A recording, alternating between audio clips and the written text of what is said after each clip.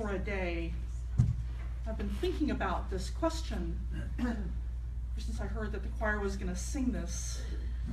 Because, you know, when I was in high school, and we always, around this time of year, I remember noticing how, right, the I Have a Dream speech always comes on. There's always clips from that played, and, you know, little bits and pieces here are shown. I remember learning about him as being a civil rights leader, and he preached nonviolence, and he changed the world for the better. And somehow that all seemed fairly straightforward. And I just knew it was hard. Like, I'd seen pictures of protesters having coffee poured down their backs, and I saw movies of King marching in Selma.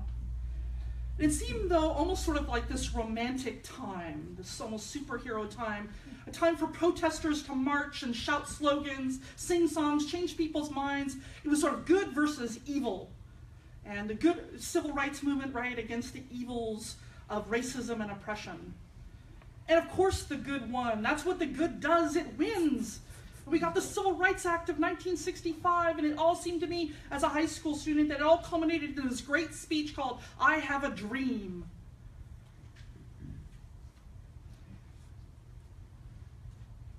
Yeah, that's not all there is to it. And it really wasn't until I read his autobiography about 25 years later that that sort of romantic bubble of that time period sort of dissipated. And I began to understand the depth and the incredible challenges that he and those around him faced. For example, I remember learning that he was jailed 29 times, and often on trumped-up charges. One time he was jailed, not ticketed, but jailed for driving 5 miles over the speed limit. How many here have done that? Yeah, I know.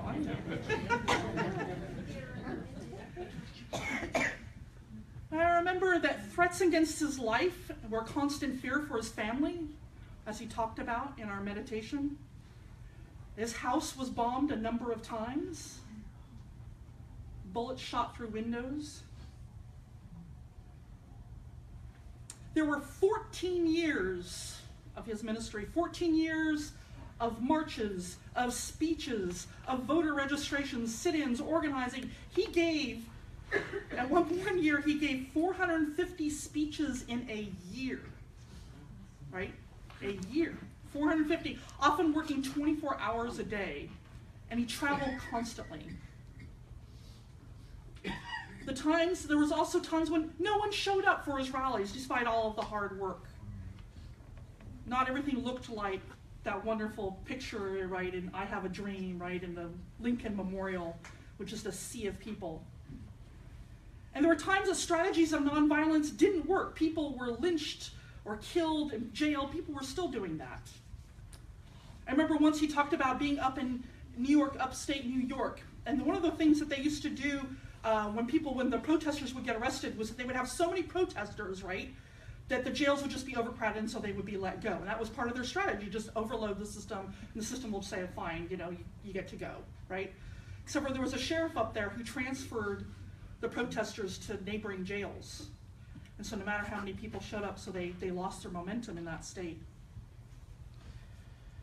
And I know that at times there were setbacks. They had court orders that were turned down for them to march. Laws were still being passed that still upheld discrimination. And often the wrong people were elected.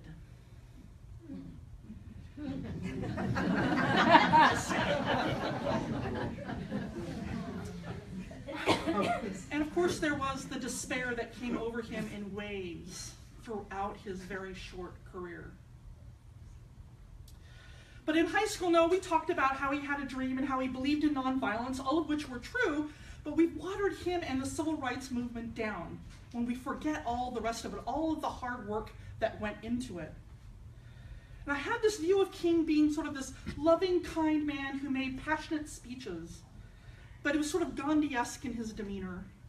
And now, whether your politics are liberal or conservative or anywhere in between, we all celebrate this man. But in order to make him palatable to everyone, it feels like we've taken away the radical King, right? Because the reality is that King was really quite radical. He didn't just preach about love. He preached about love in action. That it was choices and a way of living.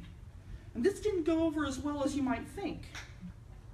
For example, did you know his stance on nonviolence extended to any military conflict? He passionately opposed the Vietnam War, in which 70% of whites and 55% of blacks opposed him. He stood up against it. And did you know he was a democratic socialist? He was probably even killed because of it. Just before his death, he was planning another march on Washington called the Poor People's Campaign. He said there must be a better distribution of wealth, and maybe America just must move forward toward a democratic socialism. I wonder if he said that today, how that would go over with a lot of people. King was a big voice of dissension, even among other black activists and other white activists. When he refused to temper his rhetoric as he was advised by many, both white and black, he would say, well, what you're saying may get you a foundation grant, but it won't get you into the kingdom of truth. He refused to back down. He did not hold back. Here's another sort of radical thing about King that sometimes makes some Unitarian Universalists a little uncomfortable. He was a passionate Christian, through and through. But his Christ, his Redeemer, was no sort of nice little savior who said, oh, just turn the other cheek. It was a mighty force that saved him that night when he wanted to give up. His Jesus called him to a radical way, a revolutionary way of seeing the world and how we lived in it. Jesus was Martin Luther King's role model and inspiration. I think that people tend to mainstream King because he had talked about love and peace and nonviolence, and we mistake that for sort of inaction or passivity, a kind of Hallmark cards kind of sentimentality, like, oh, yes, love, isn't that lovely? That's so good, isn't it, King? He's such a good guy. Can we all just hold hands now? But for King, justice was what love looked like in public. This is not your Hallmark kind of love. He talked about this very specifically. He called it agape love. He said agape is not a weak, passive love. It is love in action. Agape is love seeking to preserve and create community. I'll say this again. Agape is love seeking to preserve and create community. It is insistence on community even when one seeks to break it. Agape is a willingness to sacrifice in the interest of mutuality. Agape is a willingness to go to any length to restore community. It is a willingness to forgive, not 7 times, but 70 times 7 to restore community. The cross is the eternal expression of the length to which God will go in order to restore broken community. The resurrection is a symbol of God's triumph over all the forces that seek to block community. The Holy Spirit is the continuing community creating reality that moves through history. He who works against community is working against the whole of creation. Therefore, if I respond to hate with a reciprocal hate, I do nothing but intensify the cleavage in broken community. I can only close the gap in broken community by meeting hate with love. If I meet hate with hate, I become depersonalized because creation is so designed that my personality can only be fulfilled in the context of community. We forget he was a theologian. Agape love is not a weak, passive love, he says. It's not that I love what you do and you can do whatever you want. That's not what he's saying. Agape love is about recognizing that we all come from the same parentage. We are all children of God, as it were. Or in atheist terms, we all share a common humanity, and each of us has dignity and worth. Agape love is treating someone as if they are brother and sister, no matter how they treat you. You know, King was called by the FBI the most dangerous man in America. Sounds kind of crazy, right? The most dangerous man in America, this man who preached love. But they knew he was a revolutionary, a Christian sincere in his calling and not holding back. He dared mobilize the black vote and called the U.S. out on its crimes against humanity that targeted oppressed peoples. But more than that, he spoke truth to power.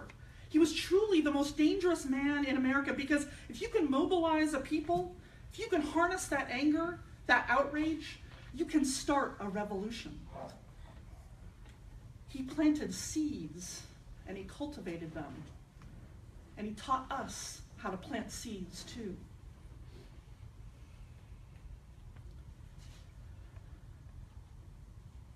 You know, we're at a time in our country where we haven't seen such divisiveness since the civil rights movement. Never have we been so divided since then. What are you willing to do to restore community? Will you embrace King's radical message? Will you do whatever it takes to restore community? Can you forgive not 7 times, but 70 times 7? That's hard. Because we need that kind of radical love right now. And here's what it means to be radical. So there's this woman by the name of Angela Davis. She was a lifelong Marxist, feminist, and anti-racist revolutionary. And in 1987, she's the one who defined what it means to be radical. She said, radical simply means grasping things at their roots. Grasping things at their roots. Because, you know, new laws like the Civil Rights Act, they don't necessarily change things. They don't change people's hearts or minds. They help. They help protect some people. But radicalism, it goes to the roots of the problem. It's about planting those seeds. Not just assuming the food will appear magically, which is, I think, sometimes what happens. We think, well, we passed that law. Now we're done. We've got our fruits. You know, we need more radicals, people willing to go beyond just the laws, but to change their hearts. King said, our goal is to create beloved community. This will require qualitative change in our souls, as well as quantitative change in our lives.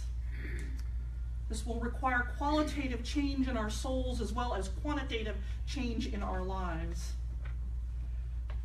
Let me give you an example about change, possible change that I invite you to. So Jan Rovin, one of our congregants here, she sent me an article that she read recently about a professor who did a study, I think it was in Irvine. He wanted to see how big was this divide, right?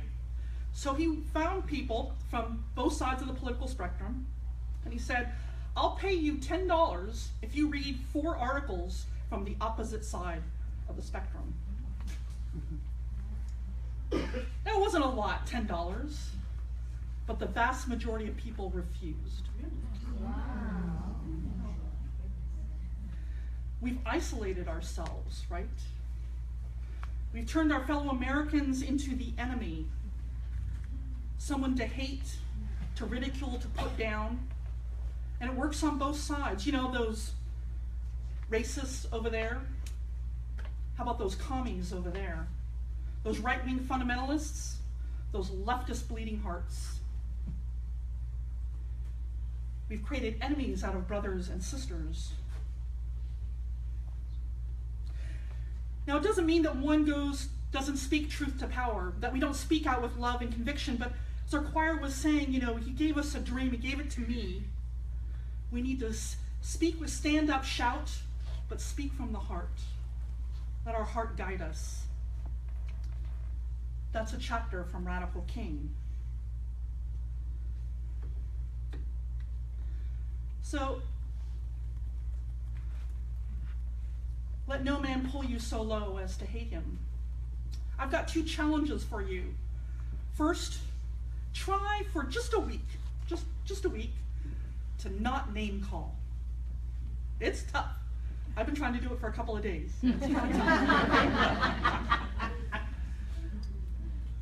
Try not name calling those people that you just disagree with, and instead see them as brothers and sisters. And what does that feel like? I'm sure it's gonna, trust me, it's gonna be a little uncomfortable. And the second thing, I invite you to expand where you get your news. Because, you know, if we just get it from Facebook, which now is where the majority of people get their news, is from Facebook. Do you know that Facebook has an algorithm that says, oh, if this person likes this article, I'm going to send them more articles like it. Yeah. So we get isolated, right? We only hear one side of what's going on. So I challenge you to go out to a news source that's different from what you normally use. Now, I did this, and it was painful. But it was also sort of interesting because some of the things that are emphasized are very different. And some of them didn't have to do with politics, but there was a different emphasis. And it was kind of curious to see what their news was coming on the front page of, other news agencies than the ones I normally do. And it's actually quite enlightening, and not in a bad way, but like, oh, I didn't know that was going on in the world. That's interesting. Okay, that's a totally different thing I didn't know about. But I use it not necessarily to change your mind, right? I'm not asking you to change your mind, but just to open your mind. That's all it is. And to hear the pain and anger on both sides of the spectrum. And respond with that sense of agape love. So King told people, he said, while abhorring segregation, we shall love the segregationist. This is the only way to create the beloved community. Luckily, he didn't say you have to like them, just love them. That's different. The choir sang, said, King for a day, right? He had a dream and he gave it to me. What will I do with it? Who will I be? He had a dream that one day a world torn apart would be mended. He had a dream that one day we would make it better together. My challenge to you is to try to be king for a week. See if you can do it. King was only 38 years old, 39 years old when he was assassinated. Can you imagine that? He started when he was 25 years old. Some people don't know he was a protege. He went off to college, I think, at age 12 or 13 or something. He'd been through a lot, and he was thrown into the civil rights movement at a very early age. But he learned a lot in those 14 years of his ministry. And in 1967, he took a retreat. It was just a few months before he was assassinated. He took a retreat with his wife, Coretta, to Jamaica, and he wrote his last book. It was called Where Do We Go From Here? Chaos or Community? The Civil Rights Act of 1965, which was meant to throw off the yoke of oppression, had done very little actually to emancipate the African American community. Blacks still got killed, lynched, jailed. Discrimination abounded. It still does to this day. And the work was far from over, and King needed people to understand that we're not done just because we passed a law. It's just seeds we need to cultivate. Moreover, he felt that the civil rights movement had become very fractious and divided as well, with people having different methods of action. He wanted people to remember that the power is in community, not in chaos, not in tearing each other down. So he wrote this. He said, we can no longer afford to worship the God of hate or bow before the altar of retaliation. The oceans of history are made turbulent by the ever-rising tide of hate. History is cluttered with the wreckage of nations and individuals who pursue this self-defeating path. We are now faced with the fact that tomorrow is today. We are confronted with the fierce urgency of now. In this unfolding conundrum of life and history, there is such a thing as being too late. We will have a choice today: nonviolent coexistence or violent co-annihilation. This may well be mankind's last chance to choose between chaos and community. So which do you choose, chaos or community? For King, humans are made in the image of God and for communion with God. And all those that seek to destroy that image and destroy that communion are doing evil. And that evil is destroyed when we come together despite our differences. And then love shows up, time and time again. It shows up in the redemptive power of community. When the world falls apart, we often turn to community because I believe it is there we hope to find some restoration, some sense of healing in a world of chaos. We want what community has to offer us, that agape love. After the last election, right? Our church attendance went way up, and it continues to go up. People are looking for that community, a place where love prevails. We need to know that there are other people out there helping to make love conquer hate. Precious Lord, take my hand. I'm tired, I'm weak, I'm alone. King's favorite hymn. We come together in community to feel that holy presence, whether we call it God, whether we call it community, whether we call it spirit, love, justice, whatever we want to call it. There are times when we do feel tired, weak, and we feel alone. But when we come together, we are energized. We are powerful. We are community. And together we are answering that call of love. May it be so, blessed be, and may you be king for a week. Amen.